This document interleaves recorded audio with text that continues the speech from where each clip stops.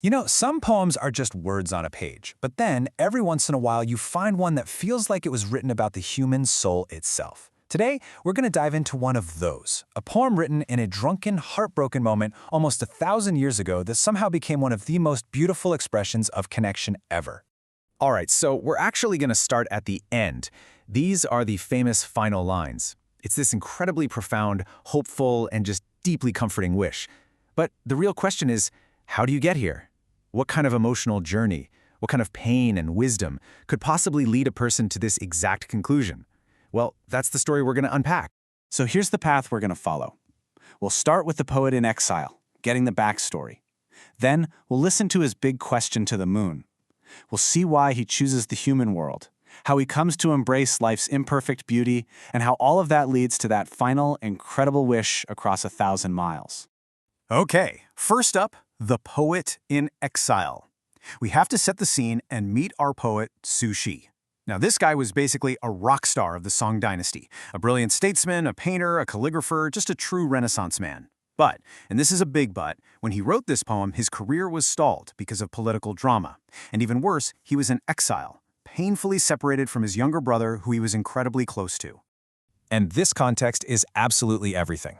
It's 1076, during the Mid-Autumn Festival, which is all about family reunion, right? And he hasn't seen his brother Ziyou in 7 long years. He even tells us in the poem's preface that he spent the whole night drinking, just completely overwhelmed by this longing. So what we're about to read isn't some formal academic exercise, no way. This is a raw cry from the heart, fueled by wine and sorrow under a full moon. So this brings us to his big question to the moon. And what's fascinating is where he starts. He doesn't begin with his earthly sadness. Instead, he goes big. He launches this grand philosophical question at the sky. It's almost like he's trying to escape his own problems by just contemplating the massive, eternal cosmos. Let's hear how he kicks off this cosmic conversation. 明月几时有，把酒问青天。 Bright moon, when did you appear? Raising my cup, I ask the blue sky. And what he's doing here is so brilliant. By raising his cup to the moon, he's tapping into this long, long tradition of poets who came before him. He's putting himself right into that epic conversation, using a classic move to talk about something that feels deeply personal and immediate. 不知天上宫阙，今夕是何年？ I do not know what gear it is tonight in the celestial palaces on high. So he's picturing this moon palace, right? This perfect, divine, timeless world. It's the ultimate fantasy escape. Up there, things like political arguments and the painful passing of years just wouldn't matter. You can really feel him yearning to just leave all this earthly mess behind. But right as he's getting lost in this amazing fantasy, the whole poem takes a sharp turn. This is the critical pivot, where the dream of escaping slams right into a sobering, harsh reality. This is the central conflict of the whole piece. 我欲乘风归去，又恐琼楼玉宇，高处不胜寒。 I long to ride the wind and return there, yet I fear the jade towers, in those heights, would be too cold to bear. And this just lays out the choice so clearly. On one hand, you've got the immortal realm. It's perfect, it's beautiful, it's forever. But it's also sterile and fundamentally lonely. That unbearable cold he mentions, that's not just the temperature. It's the emotional cold of total isolation. And on the other hand, you have the human world. Yeah, it's flawed, things end, but it's warm. It's where connection actually happens. 起舞弄晴影，何似在人间?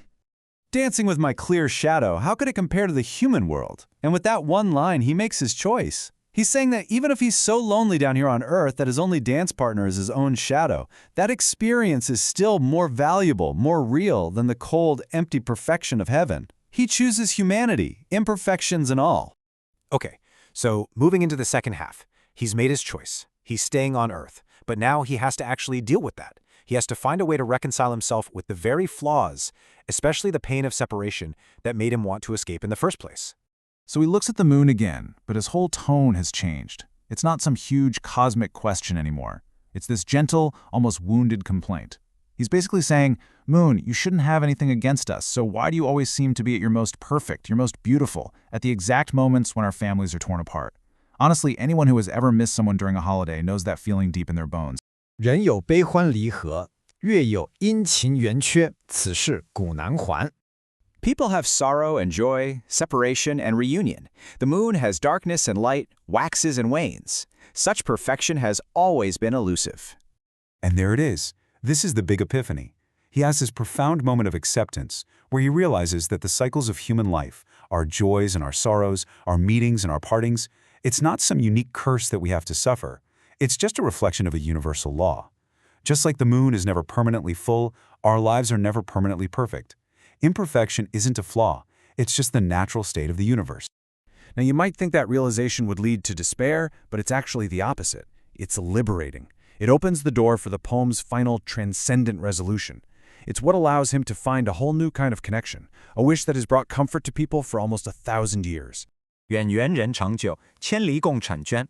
May we all be blessed with longevity. Though thousands of miles apart, we can share the beauty of this same moonlight. I mean, this is just breathtaking. He starts the poem feeling completely isolated, but he ends by transforming that personal pain into a universal blessing for everyone.